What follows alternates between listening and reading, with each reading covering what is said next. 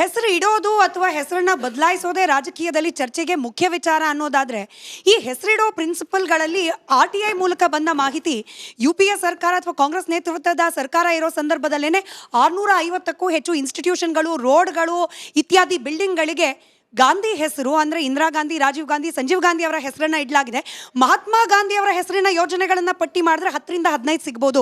ನಾನು BJPಗೂ ಇದೇ ರೀತಿಯ ಪ್ರಶ್ನೆ ಕೇಳ್ತೀನಿ. ನಿಜವಾಗ್ಲೂ ಹೆಸರಿಟ್ಟು ದೇಶವನ್ನು ಉದ್ಧಾರ ಮಾಡಬೇಕು ಅನ್ನೋ ಕಲ್ಪನೆ ಇದೆಯಲ್ಲ, ಒಪ್ಪಲಿಕ್ಕೆ ಸಾಧ್ಯನಾ ಇದು ಅಂತ ಹೇಳಿ? ಖಂಡಿತ ಈ ಯೋಜನೆಗೆ ಒಂದೊಂದು ಹೆಸರು ಬೇಕು. ಆ್ಯಕ್ಚುಲಿ ಆರಂಭದಲ್ಲಿದ್ದದ್ದು ರಾಷ್ಟ್ರೀಯ ಅಂದರೆ ಒಂದು ನ್ಯಾಷನಲ್ ಉದ್ಯೋಗ ಖಾತ್ರಿ ಯೋಜನೆ ಅಂತ ಇತ್ತು. 2005ರಲ್ಲಿ ಶುರು ಆಯಿತು, 6ರಲ್ಲಿ ಅದು ಆ್ಯಕ್ಟ್ ಆಯಿತು. ನನ್ನ ಪ್ರಶ್ನೆ, ಅದೇ ಹೆಸರು ಬಂದಾಗ ಉತ್ತರ ಪ್ರದೇಶದಲ್ಲಿ ಬಹುಜನ ಸಮಾಜ್ ಪಾರ್ಟಿ ಅಧಿಕಾರದಲ್ಲಿದ್ದಾಗ ಅಲ್ಲೂ ಕೂಡ ಗ್ರಾಮೀಣ ಜನಕ್ಕೆ ಉದ್ಯೋಗ ಖಾತ್ರಿ ಯೋಜನೆಯನ್ನು ಜಾರಿಗೆ ತಂತು. ಎಷ್ಟು ದಿನ? ಇವರು ಕಾಂಗ್ರೆಸ್ ಅವರು ನಾವು 100 ದಿನ ಅಂದರೆ, BJP ಅವರು ಹೇಳ್ತಾ ಇದ್ದಾರೆ 125 ದಿನ ಮಾಡಿದ್ದೀವಿ ಅಂತ. 365 ದಿನ ನಾವು ಬಹುಜನ ಸಮಾಜ್ ಪಾರ್ಟಿಯವರು ಉತ್ತರ ಪ್ರದೇಶದಲ್ಲಿ ಉದ್ಯೋಗ ಖಾತ್ರಿ ಯೋಜನೆಯನ್ನು ಮಾಡಿದ್ದೀವಿ. ಯಾಕೆಂದರೆ ಸಂವಿಧಾನ ಏನು ಹೇಳ್ತದೆ, ದುಡಿಯುವ ಎಲ್ಲ ಕೈಗಳಿಗೆ ಅಗತ್ಯವನ್ನು ನೋಡಿಕೊಂಡು ಕೆಲಸ ಕೊಡಬೇಕಾಗಿರ್ತಕ್ಕಂಥದ್ದು ಸರ್ಕಾರದ ಜವಾಬ್ದಾರಿ. 100 ದಿನ 120 ದಿನ ಯಾಕೆ? ಎಲ್ಲರೂ ವರ್ಷ ಪೂರ್ತಿ ದುಡಿಯಲ್ವಾ? ಯಾಕೆ ಹಳ್ಳಿ ಜನ ಬರೀ 100 ದಿನ ದುಡಿಬೇಕು? ಬರೀ 122 ರೂಪಾಯಿ ಇಂದ ಹಿಡ್ಕೊಂಡು ಬರೀ 300 ರೂಪಾಯಿ ಇದೆ. ಸಂವಿಧಾನ ಏನು ಹೇಳ್ತದೆ, ಪ್ರತಿಯೊಬ್ಬನ ವೇತನ ಇದೆಯಲ್ಲ, ಆ ವೇತನ ಅವನ ಜೀವನ ಮಟ್ಟವನ್ನು ಸುಧಾರಣೆ ಮಾಡೋಂಗಿರಬೇಕು, ಜೀವನ ನಿರ್ವಹಣೆ ಮಾಡಬೇಕು ಅಂತ. ನಾನು ನರೇಂದ್ರ ಮೋದಿ ಸಾಹೇಬರಿಗೆ, ಸಿದ್ದರಾಮಯ್ಯ ಸಾಹೇಬ್ರಿಗೆ ಕೇಳ್ತೀನಿ, ನಾವು ನಿಮಗೆ 300 ರೂಪಾಯಿ ಕೊಡ್ತೀವಿ, ನೀವು ಜೀವನ ಮಾಡಿ ತೋರಿಸ್ತೀರಾ? ಒಂದು ಒಳ್ಳೆ ಜೀವನ ಮಾಡೋಕ್ಕೆ ಸಾಧ್ಯ ಆಗುತ್ತಾ?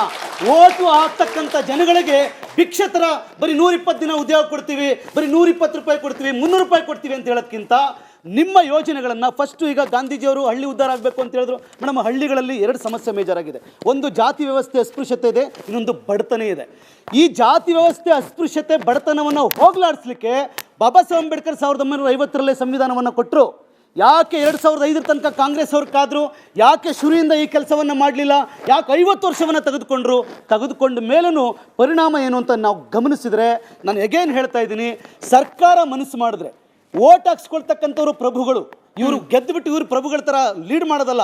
ಓಟ್ ಹಾಕ್ಸ್ಕೊಳ್ತಕ್ಕಂಥ ಜನಕ್ಕೆ ಇವರು ಭಿಕ್ಷೆ ಕೊಡೋದಲ್ಲ, 365 ದಿನವೂ ಕೂಡ ಉದ್ಯೋಗವನ್ನು ಕೊಡಬೇಕು ಉತ್ತರ ಪ್ರದೇಶದಲ್ಲಿ ನಾವು ಮಾಡಿರತಕ್ಕಂಥ ರೀತಿಯಲ್ಲಿ. ಮತ್ತು ಒಂದು ಜೀವನ ನಿರ್ವಹಣೆ ಮತ್ತು ಉನ್ನತವಾದಂಥ ಜೀವನವನ್ನು ಮಾಡಲಿಕ್ಕೆ $1,000 ರೂಪಾಯಿ ಫಿಕ್ಸ್ ಮಾಡಿರಿ. ನೀವು ಎಷ್ಟೆಷ್ಟೋ ದೊಡ್ಡ ಏನು ಲ್ಯಾಂಡ್ ಲಾರ್ಡ್ಗಳದು ಅಥವಾ ದೊಡ್ಡ ಬಂಡವಾಳಶಾಹಿಗಳದು ಲಕ್ಷಾಂತರ ಕೋಟಿ ರೂಪಾಯಿಗಳನ್ನು ಸಾಲ ಮನ್ನಾ ಮಾಡ್ತಾ ಇದ್ರಿ, ಅದನ್ನು ವಾಪಸ್ ಕಟ್ಟಿ ಸಾಲ ಅಂತೇಳಿ ಬಡ ಜನಗಳಿಗೆ $1,000 ರೂಪಾಯಿ ಕೊಡಿ ಒಂದು ದಿನಕ್ಕೆ. ಆಮೇಲೆ ಕೇವಲ ಒಂದು ಕುಟುಂಬಕ್ಕೆ ಮಾತ್ರ ಕೊಡ್ತೀವಿ ಅಂತ ಹೇಳ್ತಾರೆ.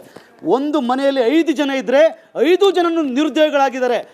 ಸ್ವತಂತ್ರ ಭಾರತದಲ್ಲಿ ನಿರುದ್ಯೋಗವನ್ನು ಸೃಷ್ಟಿ ಮಾಡಿದವರು ಯಾರು? ಇವ್ರ ಕೈಗೆ ಸಂವಿಧಾನವನ್ನು ಕೊಟ್ವಿ, ಇವ್ರ ಕೈಗೆ ಸ್ವತಂತ್ರವನ್ನು ಕೊಟ್ವಿ. ಸಂವಿಧಾನ ಇದ್ದಾಗೂ ಸ್ವತಂತ್ರ ಇದ್ದಾಗೂ ಬ್ರಿಟಿಷರಿದ್ದಾಗ ನಾವು ಅವ್ರ ಕಡೆಗೆ ಕೈ ತೋರಿಸ್ತಾ ಇದ್ವಿ. ಇವ್ರ ಕೈಗೆ ಸಂವಿಧಾನ ಸ್ವತಂತ್ರ ಎರಡೂ ಕೊಟ್ಟಾಗೆ ಮೊದಲು ಹಳ್ಳಿ ಉದ್ಧಾರ ಆಗಬೇಕು ಅಂತ ಹೇಳಿದ್ರಲ್ವಾ? ಈ ಹಳ್ಳಿ ಉದ್ಧಾರ ಆಗಲಿಕ್ಕೆ ಏನು ಮಾಡಿದ್ರು?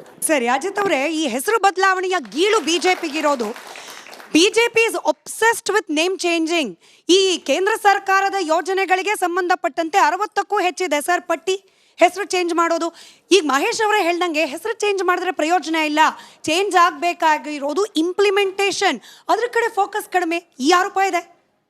ಈಗ ಕೇಂದ್ರ ಸರ್ಕಾರ ಹೆಸರು ಚೇಂಜ್ ಮಾಡ್ತು, ಯಾರ ಹೆಸರು ಇಡ್ತು? ಇಂದಿರಾ ಗಾಂಧಿ, ರಾಜೀವ್ ಗಾಂಧಿ ಹೆಸರಲ್ಲ.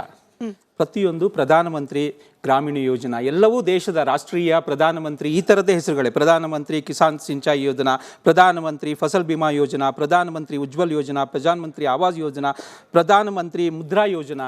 ಇಲ್ಲಿ ಯಾರು ವ್ಯಕ್ತಿಯ ಹೆಸರಿಲ್ಲ. ಪ್ರಧಾನಮಂತ್ರಿ ಅನ್ನೋದು ಇವತ್ತು ನರೇಂದ್ರ ಮೋದಿ ಇರ್ಬೋದು, ನಾಳೆ ಇನ್ಯಾರೋ ಇರ್ಬೋದು, ಆ ವ್ಯಕ್ತಿ ಅಲ್ಲ, ಅದೊಂದು ಹುದ್ದೆ.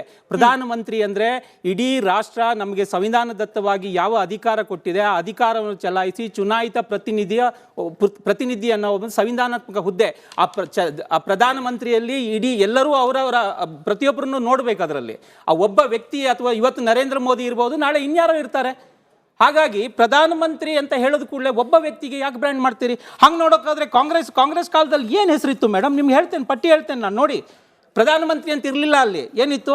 Indira Awas Yojana, Indira Gandhi national old age pension scheme, Indira Gandhi national widow pension, Indira Gandhi national disability pension programme, Indira Gandhi Maitri Saubhagya ಯೋಜನಾ, ಇಂದಿರಾ ಗಾಂಧಿ ಗ್ರಾಮೀಣ ಈ ತರದ ಪಟ್ಟಿಗಳು ಹೋದ್ರೆ ಸುಮಾರು ಇರ್ತವೆ.